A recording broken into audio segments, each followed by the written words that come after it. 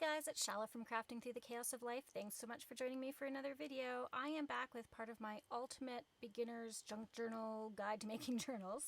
And in the last video, we had created some journal covers out of cracker boxes. I will link that video somewhere for you guys if you haven't seen it yet. So these are just made out of cracker boxes.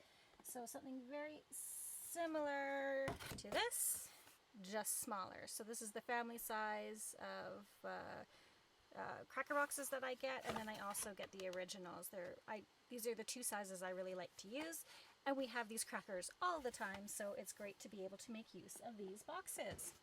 So as you can see, we've gone ahead and we've covered them. This is them all finished now. Isn't that gorgeous? Oh, sorry if you can hear my dog. My kids are having some friends over to play games, so I really love how this one turned out. Super happy with it. So that's just scrapbooking paper over top of the cracker box. Same thing with this one. So this is going to be my front, I think. Is that how I wanted it? Yeah. I think, no. This is my front. So this is my front. And then we've got the inside and then the back. And then this one gave me a little bit of trouble, which is unfortunate. Well, you know, it's not unfortunate, actually. It is a learning process. So what I had done is I originally had covered the spine with just this scrapbook paper, but it is actually, it's very textured. I don't know if you can see that, but it's got can you hear that? It's got a little bit of a texture to it. It's kind of like woven a bit, and it is a lot thicker than this regular scrapbook paper I used here. So I did have some troubles getting it to bend nicely for my spine. At the end of the day, it's not a big deal. You're not gonna see all this because this is gonna be all decorated, and yeah, so I ended up having to kind of take it apart and redo it, and then I ended up using a scrap piece of upholstery sample that I have, and I just used that for the outside of the spine, and then I grunged it up. I've already inked the edges of this and just kind of grunged it up a bit. I haven't yet decided whether or not I want these ones grunged up. I may ink them, I may not. So the purpose of today's video is to teach you all about how to build your signatures. Now this is, I think, the part where we all get the most hung up on. So what I want to do is share kind of my process with you. And this is a bit of a newer process that I'm kind of going with, and I don't know, I'll try to zoom in maybe on this so that you guys can see this. And so if you want, you can take a screenshot of this. So the first thing I do is I decide how many signatures I want.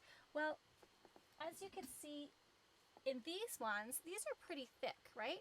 So I'm going to have actually enough to get 3 signatures in here. Whereas my flat covers that I showed you, sorry, you're not going to be able to see the whole thing now because I zoomed in. The flat covers, I'm only going to have 1 signature. Now what you need to do is decide how decorated you want your journal to be. And that'll kind of dictate the number of pages in each signature. So for example, for each signature that I make, I'm going to have about 10 to 15 pages per signature. Now that's just a guide. That's not the end-all be-all rule. You do what works for you.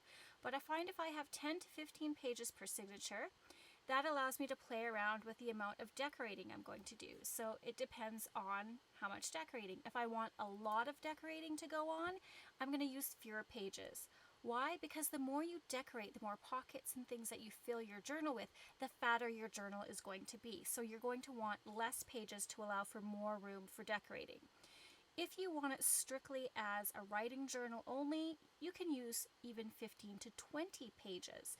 So you're going to have more just plain pages, less decorating on it, and then that'll fill up your journal more. I really hope that makes sense.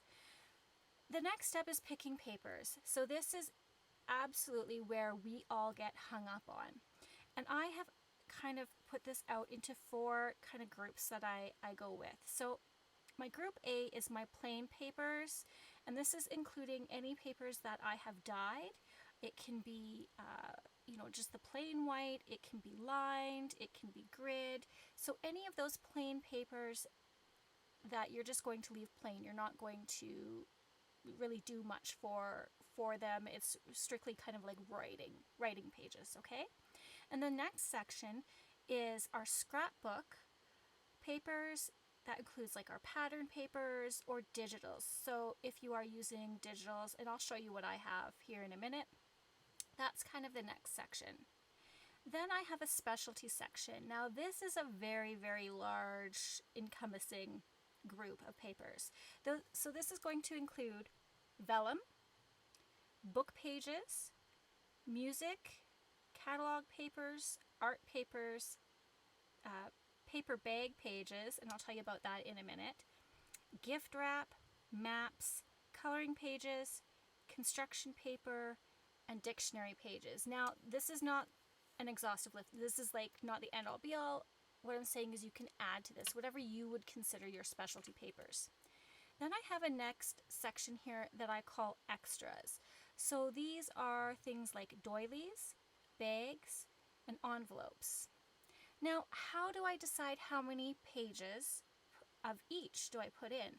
Well, if I'm looking at 15 pages, then my math works out to be 4 plain pages, 4 scrapbook pages, 4 specialty pages, and then I'll have a 3 max per signature of these little extras. So whether it be a doily, a bag, an envelope, what have you. You want less of the extras. You want less of these ones.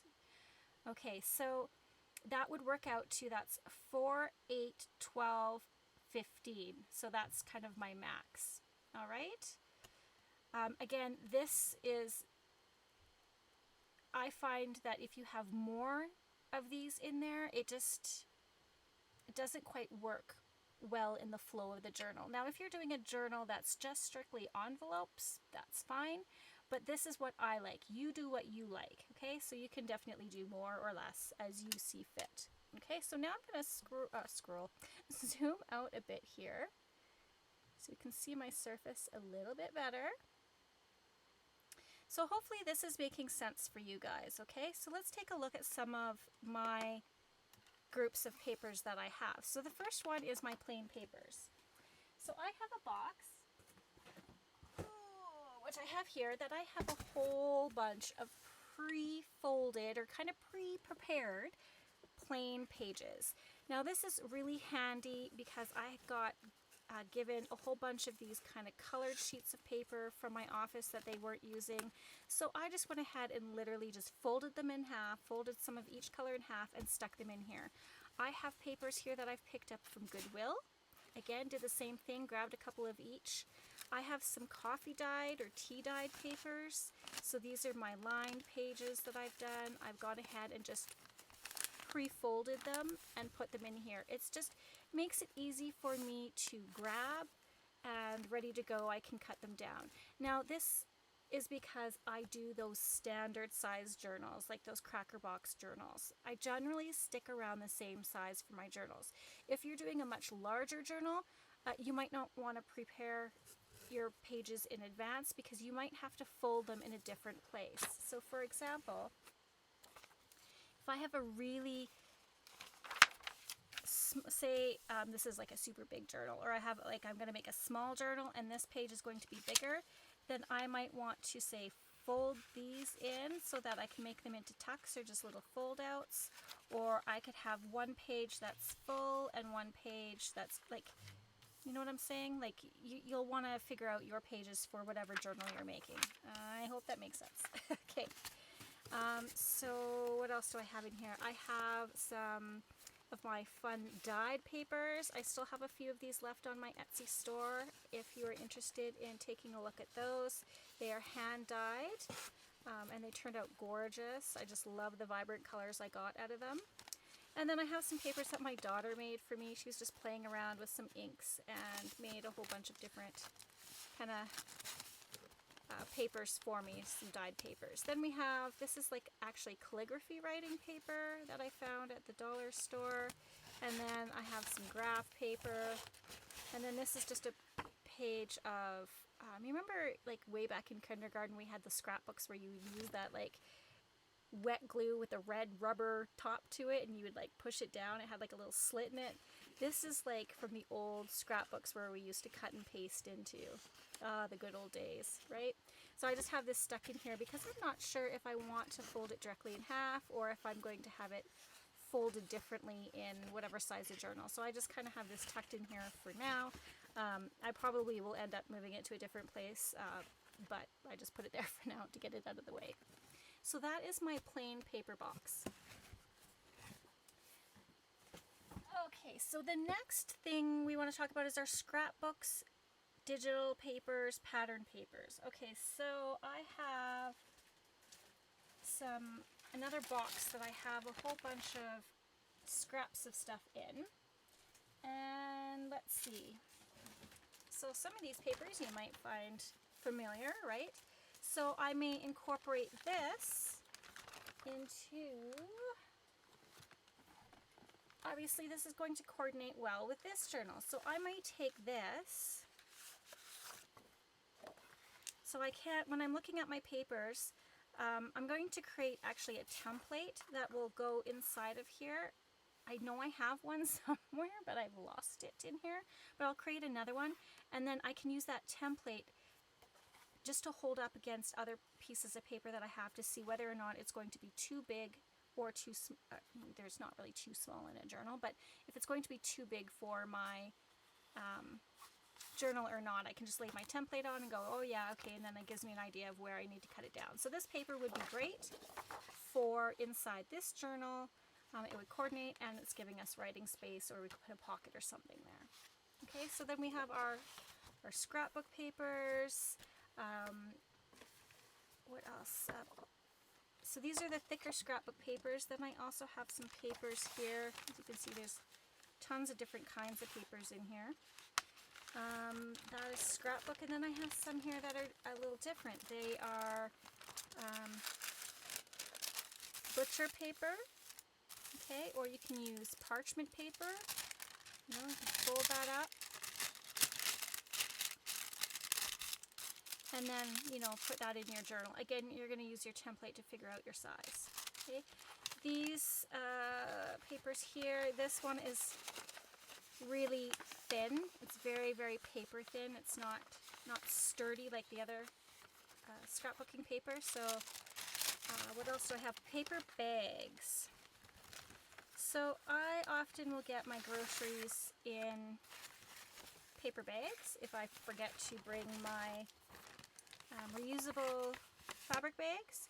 But you can also cut down your own pages from a paper bag. So what do I have here? So this is just a regular paper bag from Giant Tiger. I can then cut this down and literally make it into a page.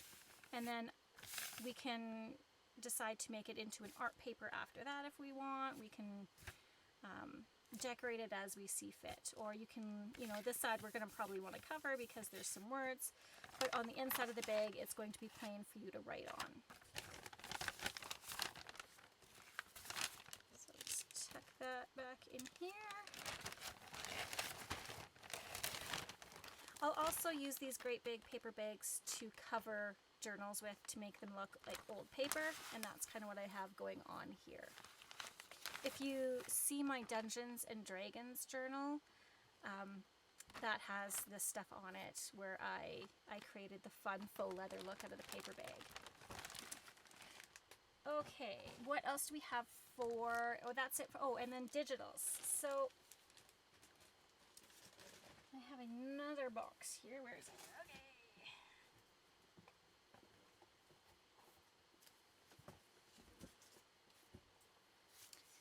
So digital. So anything, if you've bought a digital kit, these are just digital pages printed out. I've got them all ready to go. And then I can just pop them into a journal. So that one looks like, actually I'm going to put this in with my plain papers because it looks like just plain paper.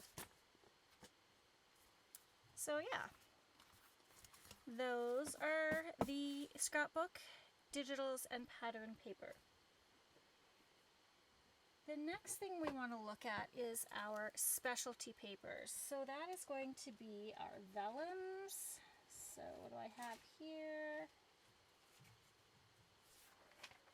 Okay, so I've printed out something on vellum. You don't have to print on vellum. If you have vellum from a book, that works. You can just use plain vellum. Sometimes they have vellum that's already got a pattern on them. This, I just bought a whole bunch of plain vellum and then I printed images on it. Okay, so then you also have, that's our vellum. We have book page. So this is a piece of book page from a book, an old book, and I can create that into a page. We also have in that section music paper. Here's some other book page. So then what I would do, sorry, I've got things falling all over. Let me just pull out something here. Take this. Let me do this. Okay. So, music paper, I've got in here dictionary. Oh, one thing I didn't write down on here is magazine. Okay, so this is again from a dictionary. I wouldn't use too many dictionary pages in your journal or per signature. Like I think one is probably pretty good. Otherwise it just gets too kind of overwhelming. But you can take them out so that they are one full sheet. And then you can literally just sew these directly into your journal. Again, taking your template and making sure that it's not too tall or too wide. You can cut it down as necessary. I also like to use floral book pages like this one. I'll take a page out like this, and again just sew it into my journal, again making sure the sizing is right. Again, you can also make journal cards out of these and tags, other things. So I use these for a variety of things. Newspaper pages. So this is from an old newspaper. I'm not sure how old it is, but you can again incorporate these as pages into your journal. Just cut them down. So yeah, what do we have? Vellum, book page, music, catalog, art papers. So art papers are kind of like this, where I have taken a book page, and so this is the book page portion of it, and then I did some jelly printing on the back, and then I just did some stamping to make it a little more interesting. And then you can add a pocket, you can write on it. So that is our art pages. Paper bag pages we talked about, gift wrap, maps, coloring pages. So again, there's some more digitals. When coloring page, was all the fad, everyone went out and bought coloring books. I go ahead and fold these and use them in my journals as pages. Construction paper, so the colored construction paper, dictionary and magazine. So again, this is just a Avenue magazine. I even have a Costco magazine down here, but you can get some cool images within your magazines as well. And I'm actually going to do a video. Oh, is that Fraggle Rock? Oh, I grew up with Fraggle Rock. I love it. I'm also going to show you guys something that I saw, which is really cool, on how to take magazine pages, and I think it's rubbing alcohol, and you kind of wipe it along. You can use a stencil and wipe the rubbing alcohol through, and it'll lift the ink, and then you can create your own art papers with magazine pages. Like this one would be a really cool one to do.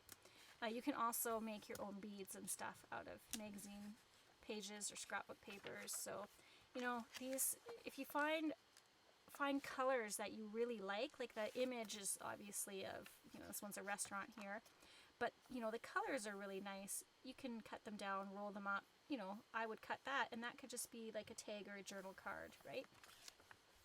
Or just simply take the whole page out and put it in, fold it up, put it into your journal. So you don't have to go out and buy things. That is the biggest thing. Again, I am sticking to, I can't remember what day I'm at, guys. I'll have to post that here somewhere. But I have not bought any craft supplies yet this year at all. And I want to use up exactly what I have. Okay, so our extras. Let me just clear this stuff away. Oh, and here's some more, like, these. I have all these papers I need to use. Okay. Oh, and I want to talk a little bit more about book pages. Sorry. Here's some vintage book pages. These are always really fun to put in your journals because they're aged. This is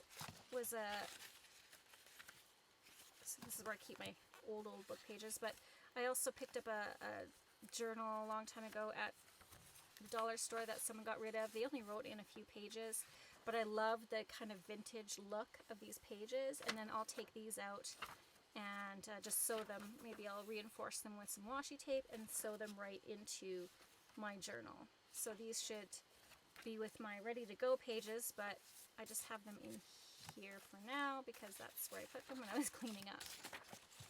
I know where they are, so that's all that matters. Okay, got a quote here. I like saving quotes from books, and Maya Angelou is actually one of my favorite poets. Okay, so we've covered all of that. Oh, there's some other specialty pages we can talk about as well. When we created our own art pages or collage pages, you can definitely use those. And then there's also like the handmade pages as well. So these are, you know, they've got the little, looks like leaves and stuff in them. It just adds some great texture.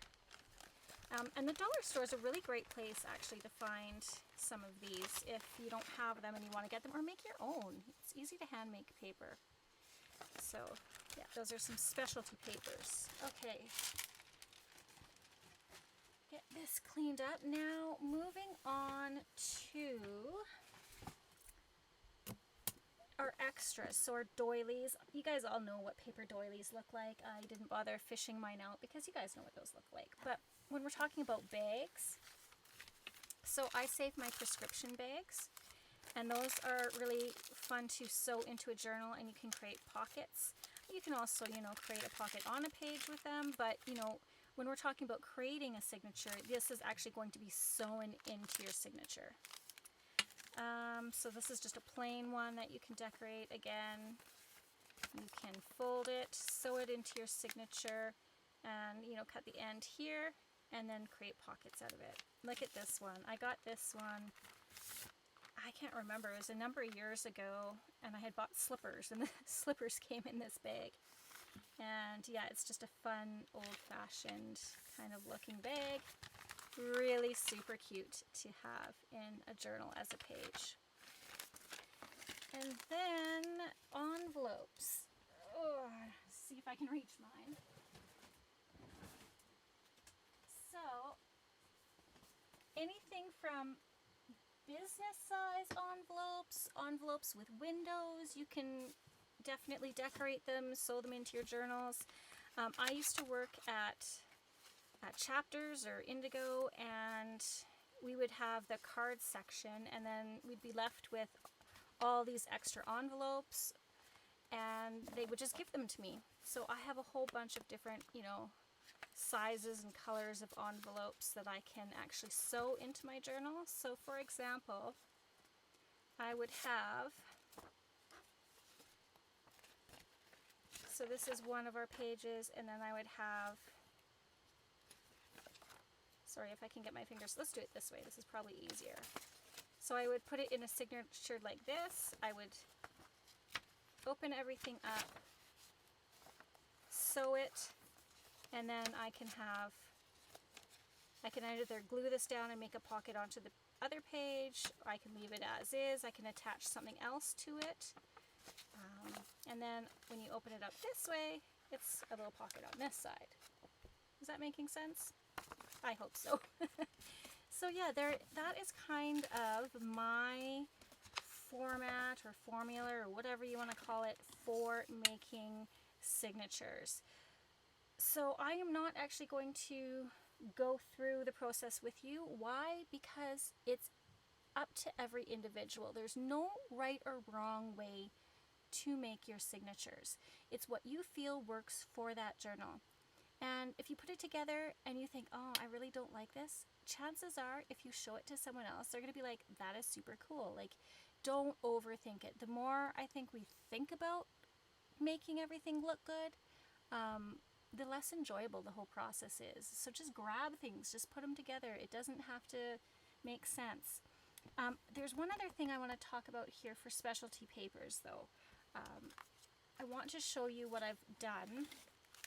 And I saw this on another, well, I saw someone on Gail Augustinelli's channel, so she had someone who she orders these from.